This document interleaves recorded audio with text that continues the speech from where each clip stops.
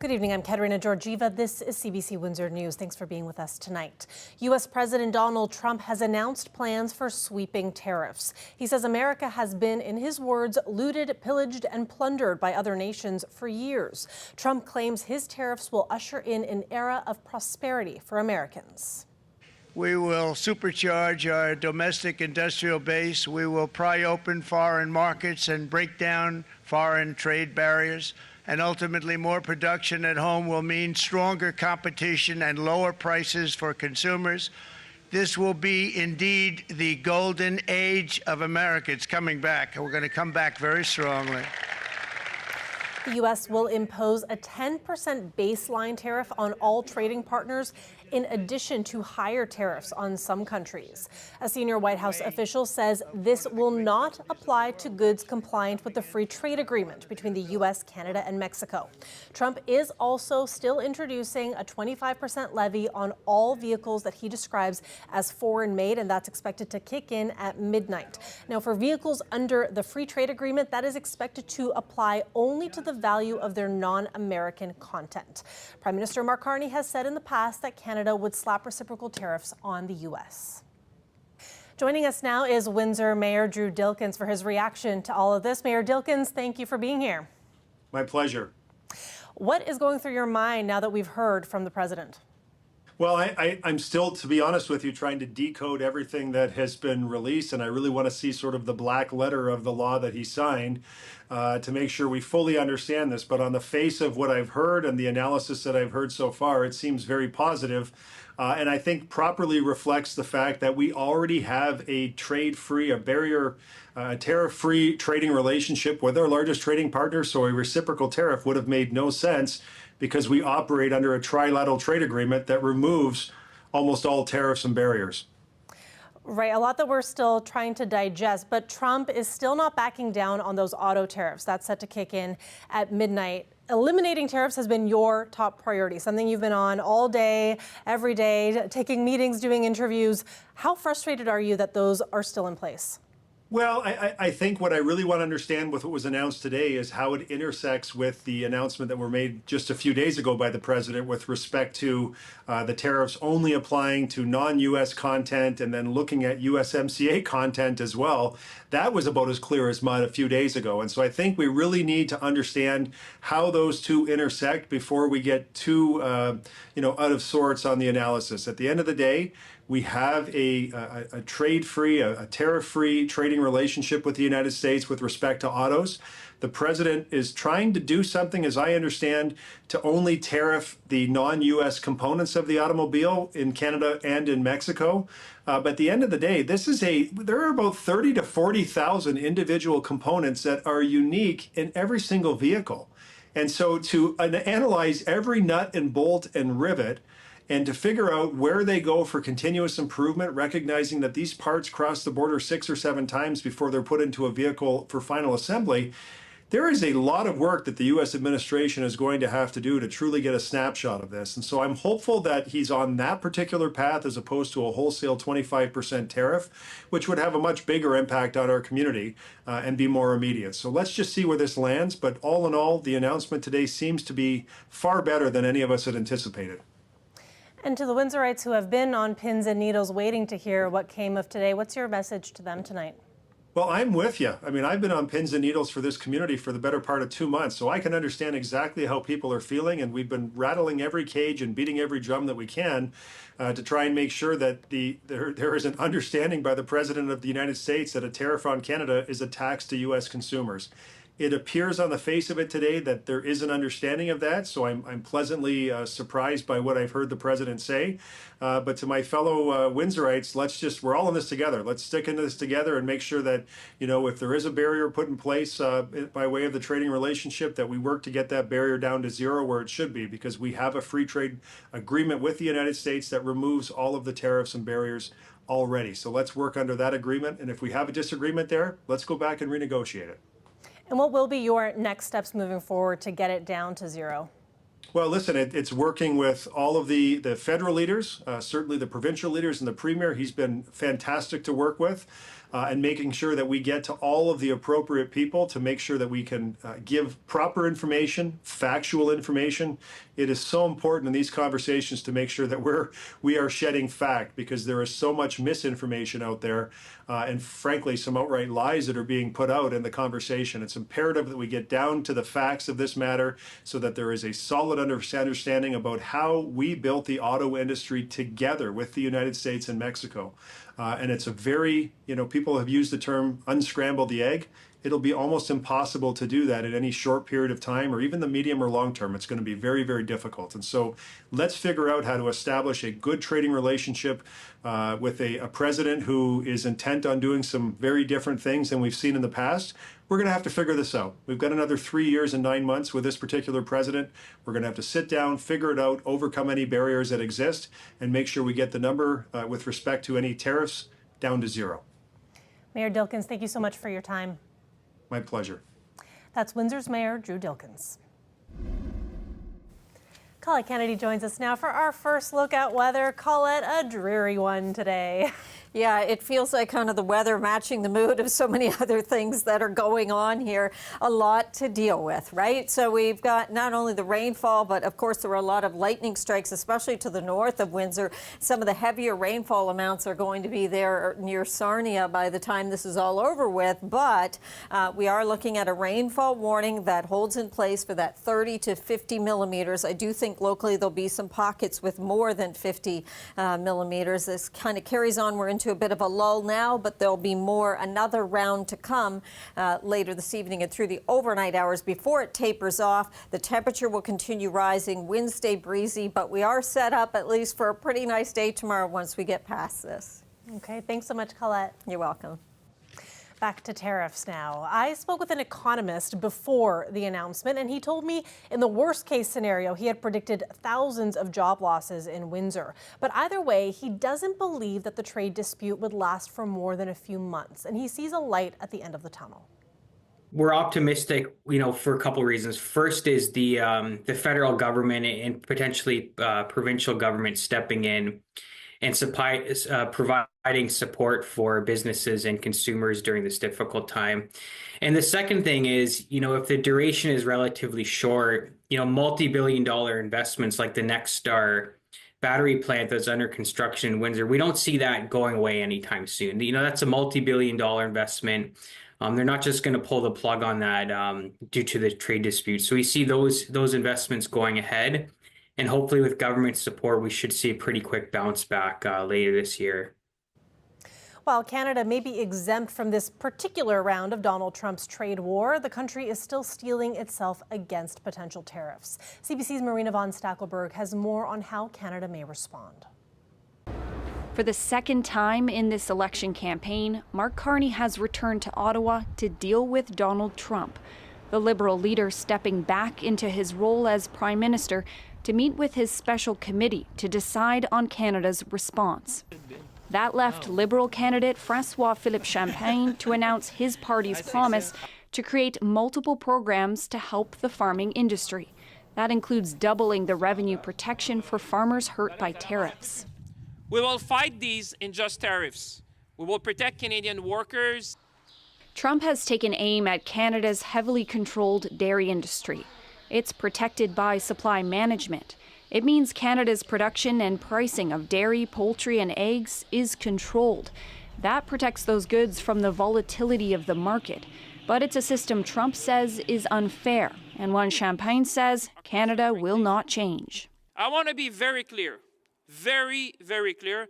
No matter the nature of the negotiations we will have with the United States of America or other countries, we will never allow supply management to be on the table.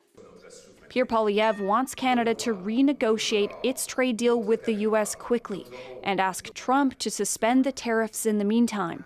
There's no indication the U.S. president would agree to that. The Conservative leader says he has not reached out to the U.S. government with his pitch. I've been operating with the rule of one prime minister at a time. Though I disagree strongly with both Prime Ministers Trudeau and Carney, they occupy that office. And I've been very careful not to do anything to divide Canada's voice. It's expected that Ottawa will not provide a detailed response right away. The federal government will likely want to look over the fine print of the U.S. president's orders, because what has so often been the case, what Donald Trump says is not always what he does. Marina von Stackelberg, CBC News, Ottawa. Workers at Caesars Windsor are facing down a midnight strike deadline. The union representing the 1,400 workers says better pay is the top demand in the ongoing contract talks. Last I talked to the bargaining committee at the table, things were continuing to progress. Conversations have not stopped, which is a good sign, and leaves us optimistic that we can get there. There is still a lot of differences at the table yet remain, and we're a little bit apart on where we want to end up. But we're hopeful that we can, throughout the evening, get closer to that and finally come to an agreement that our members will be proud of and that the casino will be fine with. Yeah. Beyond wages, he says better improvements in benefits and working conditions are top demands. And while workers are preparing for a potential strike, the union says the main goal is a resolution. Windsor streets could have speed limits enforced by photo radar this year. Council will be asked by city staff to approve a plan at this month's meeting. It would give staff 5 cameras to rotate through more than 50 spots in the city. And those are all in school zones or community safety zones. Tickets would be issued to the owner of the vehicle because the cameras can't make out the drivers. It will not issue any demerit points. If this gets approved, staff believe they would issue more than 23,000 tickets a year. That program would cost the city $1.3 million a year, but would likely be covered by those tickets. We fully expect that those costs would be fully offset by any revenue we would get through the speeding penalties that would be derived from that. And honestly, if there's any potential surplus between the program revenue and expense, then we can just use that money, put it in a traffic calming reserve, and have it be used on other specific measures or initiatives to further manage speed or traffic calm throughout the city's road network. Toronto first launched this 5 years ago. They've now got a mixture of 150 permanent and mobile cameras in the city.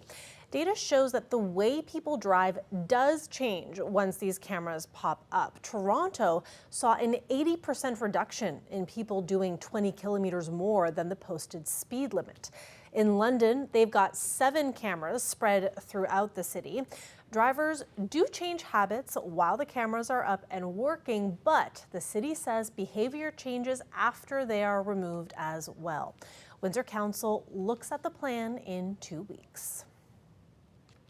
Movie actor Val Kilmer has died. He succumbed to pneumonia on Tuesday. Kilmer made his film debut in the comedy Top Secret in 1984, and he went on to star in some of the most popular movies in the 1980s and 1990s, including Top Gun.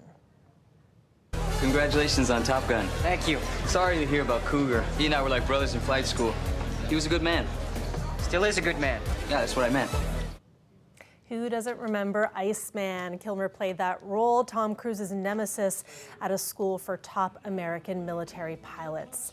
The actor won critical acclaim for his turn as musician Jim Morrison in the biopic The Doors, and he also made an impression as the Caped Crusader in Batman Forever.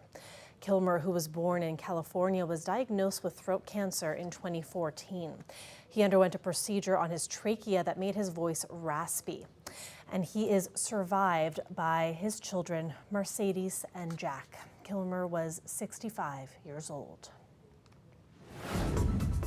Let's take a live look outside there. The sun almost looks like it's poking through there on a very wet and dreary day today. And there is more rain on the way tomorrow with a high of 18 degrees that Colette mentioned earlier in the program. And we will hear more from her later on in the show as always. But when we come back, Windsor Morning held a federal election discussion panel earlier today, and we'll show you some of the conversation right after the break. Stay with us.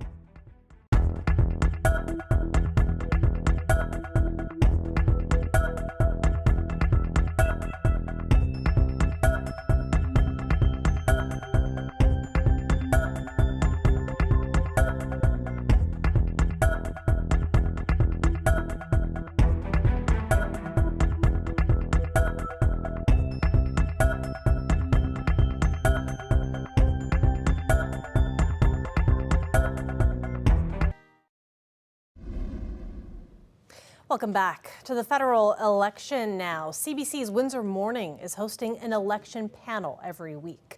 Today's panel, the first of the series, discussed the sudden ousting of Mark McKenzie, the former Conservative candidate for Windsor-Tecumseh Lakeshore. Have a listen. Starting today, Windsor Morning is hosting an election panel every Wednesday with local insiders from the three main parties. So let's dive in and meet them. For the NDP, Taras Nadashak. For the Conservatives, we have Al Tashuba. And for the Liberals, Alicia Higgison. So, Alicia, let's start with you. How are you feeling about the way things are going for the Liberals? I think what it shows us is that Canadians are overwhelmingly centrist, and what they want is some stability right now. We're dealing with a threat to our sovereignty, and Canadians are really looking for somebody they can trust and an adult in the room. You see Pierre Poilievre go to rallies, and it is swamped. He's doing airport hangars. The numbers here in Windsor, the enthusiasm have never been stronger. We've never seen anything like this, to be straight with you.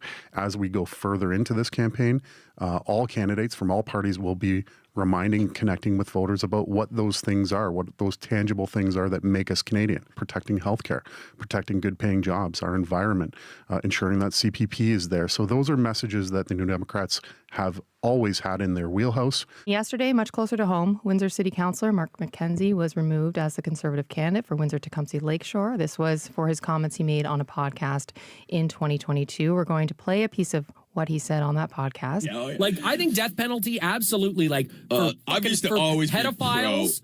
But again, like a Paul Bernardo, Charles Manson, like people like that, Jeffrey Dahmer. Like, if you're 100% certain, Epstein's, and this is what I'm saying, Justin Trudeau, They did. I think the story is actually going to start very quickly moving forward to who's the candidate in Windsor-Tecumseh. Well, it speaks to the nature of the professionalism of the party and their vetting process. Obviously, they didn't do their due diligence and background checked. And if you want to play in the big leagues, you got to understand that your online history is a part of your narrative. I just want to say that as an elected official who's been who's had some of those attacks leveled at me, it's really disappointing to hear another elected official talk about it as a joke. It's not a joke for my kids and my parents to have to listen to those things. Some First Nations leaders want to see a bigger focus on reconciliation in this federal election campaign. Many feel that Canada's relationship with Indigenous people has taken a back seat amid Donald Trump's trade war. CBC's Josh Crabb reports.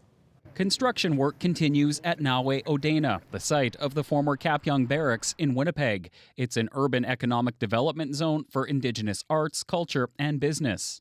At the federal level, we haven't heard a whole lot, especially when it comes to Indigenous business or what supports are going to be there.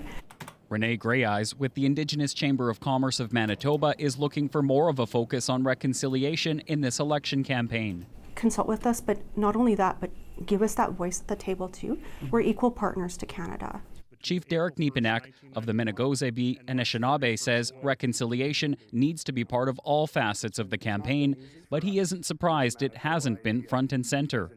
Signifies a shift in what reconciliation means, and I think it signifies a shift in where reconciliation is going into the future. That is, it's embedded. It's part of the daily conversation. Nepinak says reconciliation needs to be part of any conversation surrounding resource development. He says anyone looking to extract minerals in Canada will need to consult Indigenous leaders. Nepinak doesn't think political parties have given enough attention to what they think those negotiations should look like. Reconciliation did come up at one of Liberal leader Mark Carney's campaign stops in Winnipeg. We announced as a government the doubling and the broadening of the Indigenous loan program. The NDP says it's committed to working on justice and rights for Indigenous people. Conservative leader Pierre Poilievre promised a Canadian Indigenous Opportunities Corporation. We want to give control to First Nations so that they can make these investments. Chief Gordon Bluesky of Broken Head Ojibwe Nation says some Indigenous people may oppose voting because of Canada's colonial roots, but Bluesky says their views matter. It becomes more and more valuable to us when we start to realize that not only the roots of it, but also that our votes really do matter. An important way to get results, he says, reflect the values of Indigenous people. Josh Crabb, CBC News, Winnipeg. You can, of course, always find more federal election coverage online, cbcnews.ca. Stay with us. We'll have Colette back with us right after the break.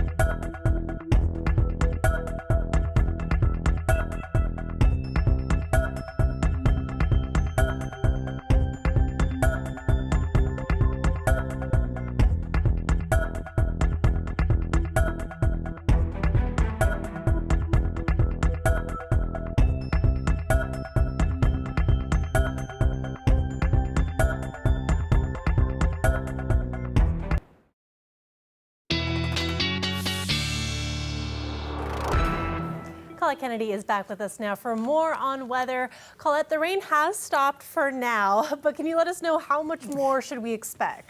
Yeah, it'd be nice to think it's all over with, but yeah, we're not quite there yet. We do have some more rounds to go through, and some of that with some thunderstorm activity in there as well. So that rainfall warning holds for us through the southwestern Ontario, throughout the area, 30 to 50 millimeters, but potentially I do see these pockets where we may be getting more than that. It's localized, but because of the kind of line of thunderstorms and how they're going to track through, it's to the north of Windsor.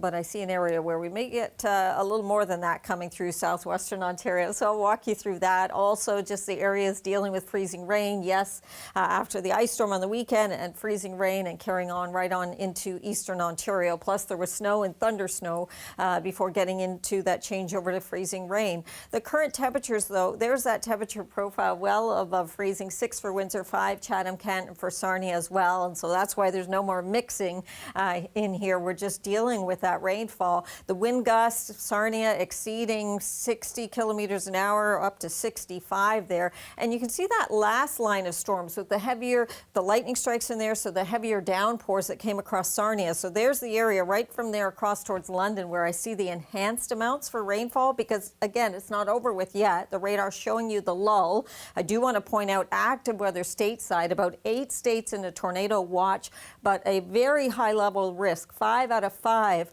of there being long track tornadoes or violent tornadoes of an EF3 or greater or stronger, plus a couple of days of flooding. The risk in these areas, Missouri, towards Tennessee, Arkansas, towards Kentucky as well. So be watching that as well. And from this same system, it's all connected. Here comes that next round. So this is later this evening where we'll have another batch that goes through, and then that keeps rolling on through the overnight hours. The temperature keeps going up. The winds stay breezy. But look at this. A few little spotty showers in the early morning hours, and then it's clearing. But we're still going to be mild. So we'll be mild with sunshine. And if you could deal with the winds a little bit, it's going to be a pretty nice day. It's not till late in the day clouds come back, and then we get into kind of that mix of sun and cloud into Friday, because another system will be coming in towards Friday night, in time for the weekend. In the meantime, see what the models are picking up is some of this heavier rain there to the north of Windsor, up towards the Sarnia region. Temperature keeps going up overnight, up to 18 for tomorrow, and then a couple of days after that are looking pretty good too. Yeah, not too bad. Thank you so much, Colette. And thanks to you all for watching. We'll see you back here tomorrow night.